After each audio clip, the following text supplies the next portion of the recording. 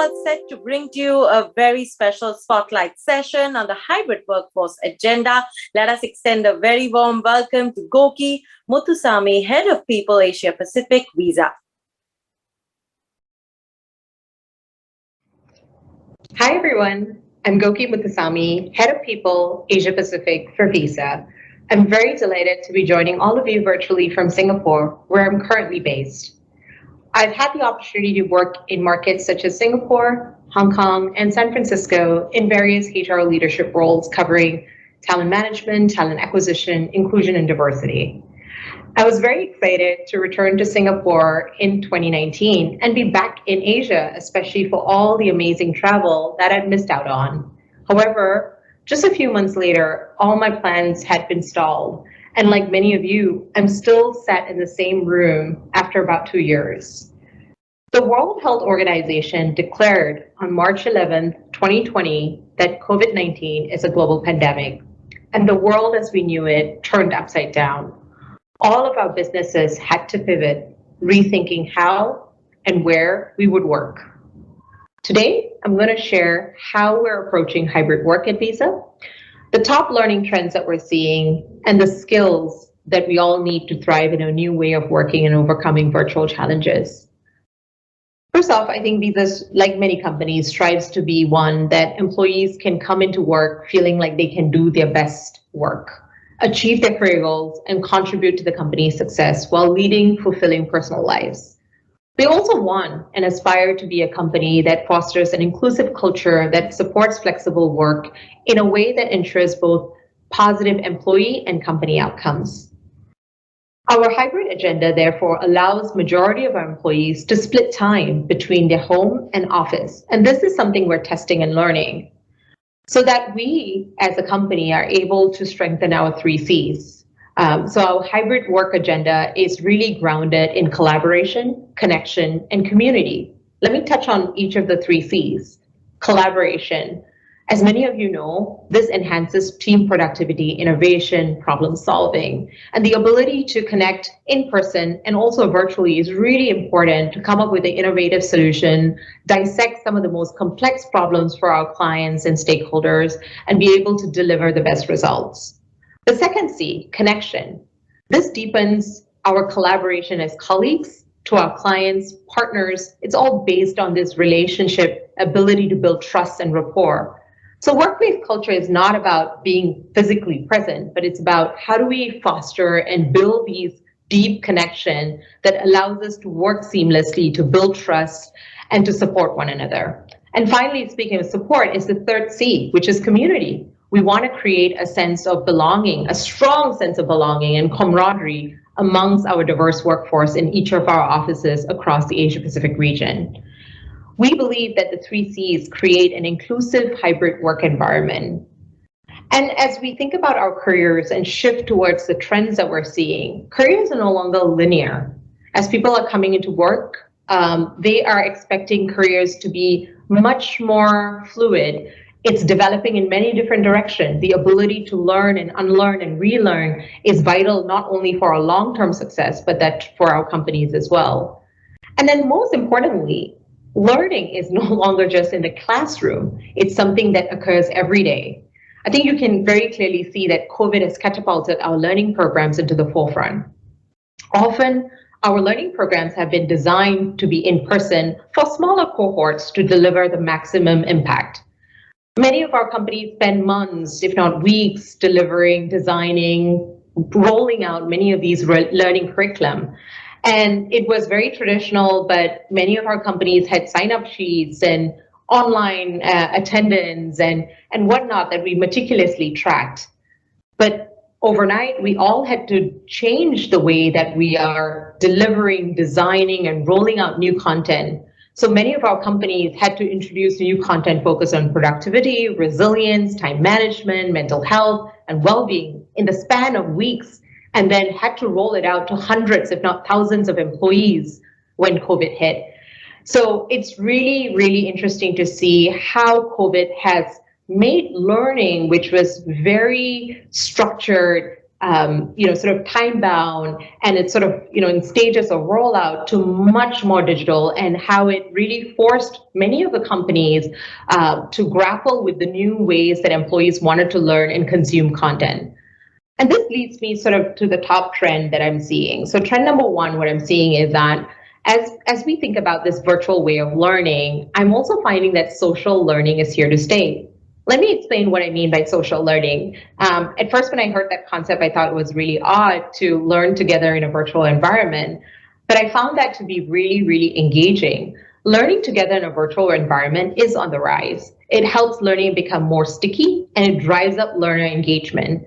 So it's really, really engaging to actually watch a presenter teach you something online, and have your colleagues in the same platform, or something like this, a virtual conference, where we find multiple ways to interact on a breakout room, on polls, on chat. I think this is really transforming the way that we learn and how we retain that information. So for example, even within our HR teams, we have Learning Wednesdays, and a concept called Rapid Rounds, where we learn together as a community, but we take our learning back to our team, where we're actually dissecting all the things that we've learned, and we start to apply some of that key learning.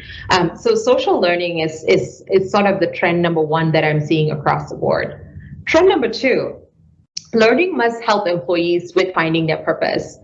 So this is something that I recently found to be really fascinating, the term languishing. So social psychologist Corey Keyes first used that term to describe the absence of feeling good about your life. And I think many of us can relate to that moments of feeling languished.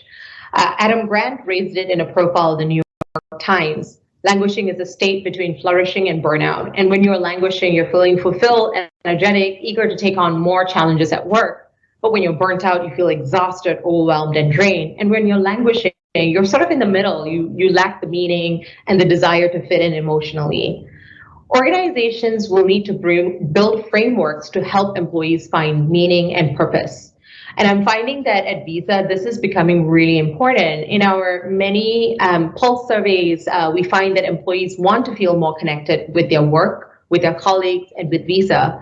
And therefore, I think this also, the focus on helping employees find their purpose at your company will help them with less of a need to look for opportunities elsewhere. Employees are also looking for clarity around what career growth and growth means for them, and how they can partner with their managers and their teams to help them achieve that career growth. And finally, I think the purpose-led learning actually helps employees overcome obstacles and setbacks much more in a much more sophisticated way. So that's the second trend, where learning must help employees find their sense of purpose. Finally, learning needs to be tied to getting employees ready. And this is the purpose-led training. So the ROI of learning that we find is that I think companies that tie learning to internal mobility actually really helps them set a competitive edge. As many of you know, there's an acute war for talent, especially in markets like India, where the talent base is not just attractive for the local market, but globally. So I think more and more companies are using training to ready employees for their next role, to take on more internal roles. Training needs to fuel that internal recruitment engine. So for example, at Visa, just under half of our roles are filled with internal talent. And we additionally have a practice of this concept called Goal Shares, which is an amazing program that allows for experiential learning, where employees can spend up to 3 months with another team that's different from theirs to learn a new skill or expand their knowledge. Oftentimes, the Goal Share program gets them ready for their next internal role. So just as a recap, the top 3 trends that I'm seeing is social learning is here to stay. Learning must help employees with finding their purpose. And third, training needs to be tied to getting employees ready for their next role. So shifting gears a little bit, what am I seeing in terms of the top 10 skills required in the hybrid work environment? The top 10 skills are, things that you may already be doing. Some of it may not be relevant to you, but these are some of the skills that we found helpful at Visa. First off, active listening. to listen attentively to a speaker, understand what's being said, respond, reflect on what's being said, and to be able to retain that information for later. So we found that active listening skills was one of the most baseline and important skill that is required in a hybrid work environment. The second one is learning agility and resilience. I think many of you are not new to this sort of notion of learning agility, and it's super, super important because the ability to adapt and thrive in new situations like this ongoing pandemic, which is pivoting us in different directions, is crucial for our own hybrid workforce success. Number three, time management and productivity. This is pretty table stakes. We've talked about this ad nauseum for several years. In many of our workplaces. But COVID really gave us the opportunity to shift towards measures that matter most. We actually really talked about time management, tools that we could use to actually measure our own productivity, how we're really focusing time and really shifting towards the measures that are most important versus time spent. The fourth skill that we found to be really essential in a hybrid work environment is self-motivation and drive. And the more that we're doing around this topic of self-drive, self-motivation is really all about how you are managing and how we're supporting our employees manage and drive towards their own goals. So things as basic as goal setting becomes really, really paramount. The quarterly check-ins that we have at Visa also drive towards, helping employees deliver their own goals and results while still having sort of key guardrails in place to help them succeed in delivering the most impact. The fifth of the 10 skills is communication. As I said, this is one of those, like the learning agility, resilience, time management, that we've talked ad nauseum at our companies. But this is really communication skill in this prolonged hybrid model has unlocked new ways of being able to speak up. And we found that, introverts previously who don't want to speak up in a big meeting room are more willing to do it at the comfort of their house, in front of a laptop, in front of a screen, or they might be much more comfortable putting things in chat, and their voices are much more likely to get heard. Communicating effectively over text or email is more challenging than doing it face-to-face. And so for many people, these skills do not develop naturally and must be learned and practiced. So communication is becoming really, really crucial, along with presentation, video skills, gravitas, and being a dynamic delivery person. So I think these areas of communication skills are what we're seeing as emerging as top skills that employees and managers are asking for. Skill number 6, I would say, is really about progressive technology skills, and they are no longer for technologists. So gone are the days that there are core skills that technologists learn and then the rest of the organization sort of cures about it. But we are finding that progressive tech skills, such as data, information management, is relevant for everyone. Concepts such as automation, digitalization, even within HR, we're taking opportunities to identify automations, digitalizing our talent reviews, for example, using AI to inform candidate identification, debiasing our job descriptions with AI. I think things like that are really the things that we need to learn, and not just park technology skills to the technology team. I think we are adapting and incorporating, understanding, internalizing how technology can actually give us a differentiator. We're also seeing gamification going up as a learning instrument to drive engagement for non-technical learners. This is really a great way to take complex content, deliver it into bite-sized ways, gamify it, and help learners get more engaged with content. And so the next one I would talk about is sort of the paramount skills that I think everybody should really get involved in, which is inclusion and diversity. I think these are learned behaviors and something that everybody in the company, not just people leaders, everybody in the company should be should go through, such as debiasing, making decisions inclusively. There's loads around managing inclusively, collaborating across cultures. I really think that inclusion and diversity really sets companies apart, and these are coveted skills that further differentiate talent and performance of teams.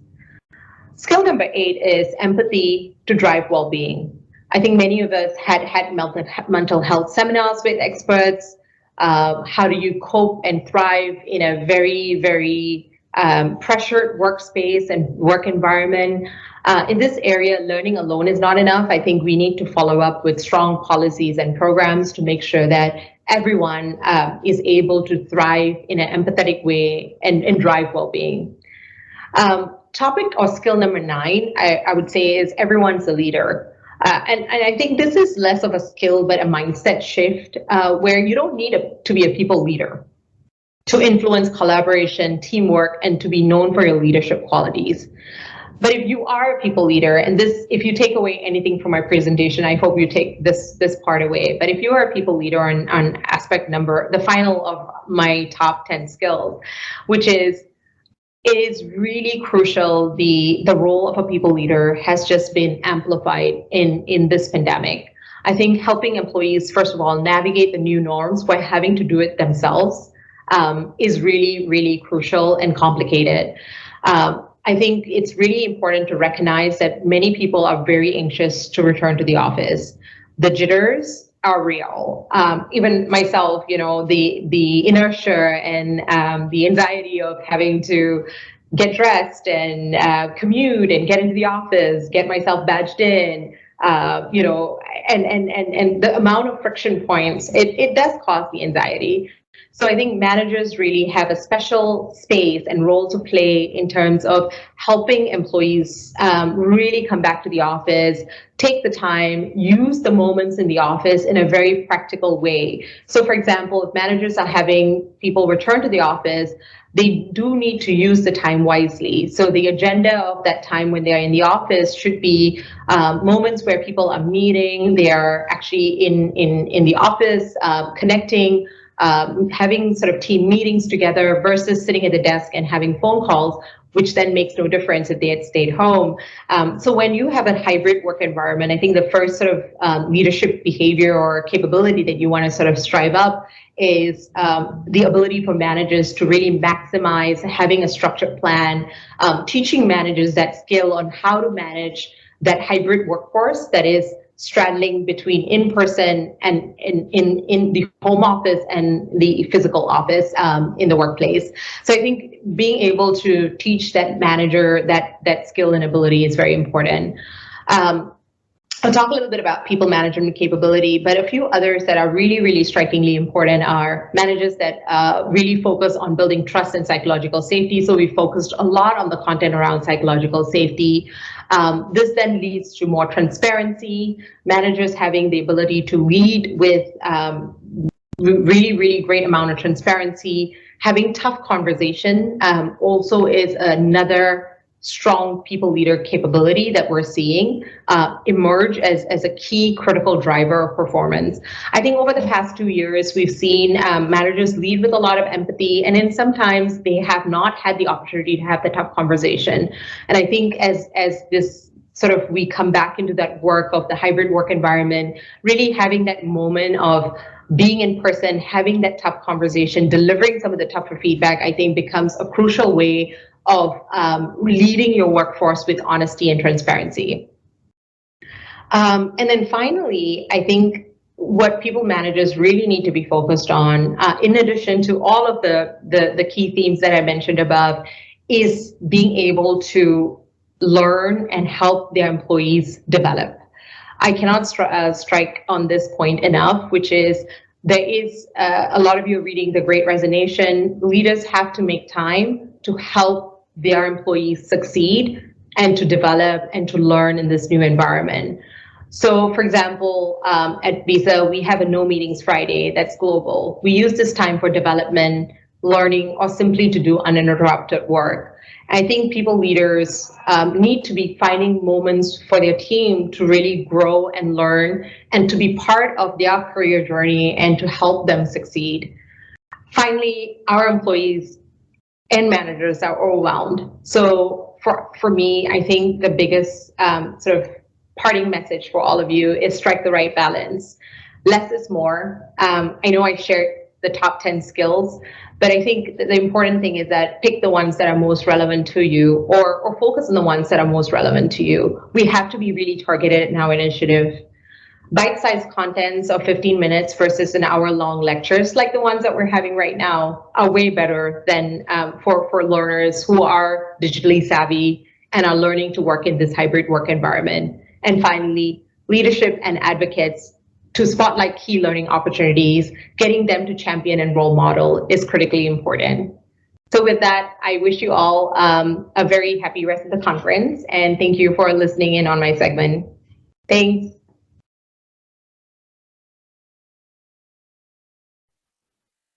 Thank you so very much, Goki. It has been a pleasure listening in and how you and the entire team at Visa are really creating that perfect balance for your employees.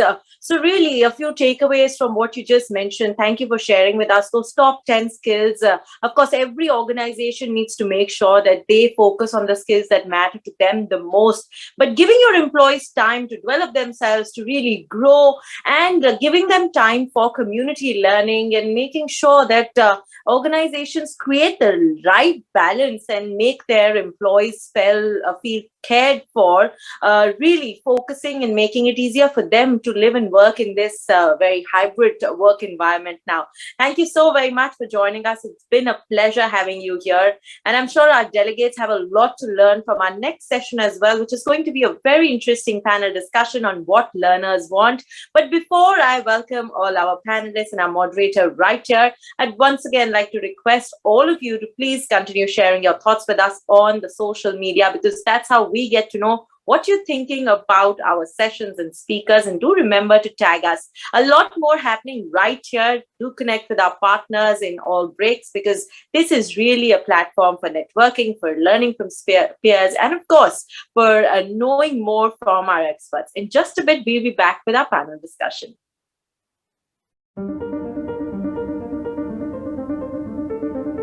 Over the last decade, the world of work has changed dramatically. For individuals and the organizations they serve, a fundamental shift in where, how, and when work gets done. It's a change that can cause a disconnect between a company and its employees. But a partnership with Aon can help by making decisions that create a more flexible, engaged, and resilient workforce. Decisions on how to manage the evolving structure of work, solutions to achieve a healthier and more inclusive team, choosing new reward structures that aim to maximize profit and engagement, providing ways for individuals to plan their own futures. From showing how to stay ahead as work evolves, to helping individuals and organizations realize their shared ambitions, from boosting performance through employee health and well-being programs, to solutions that provide for a secure retirement, Aon's experience and expertise, global understanding, and advanced analytics ensure that every client is better informed and better advised, so that they can make better decisions. Whatever the next decade brings, Aon is in the business of better decisions.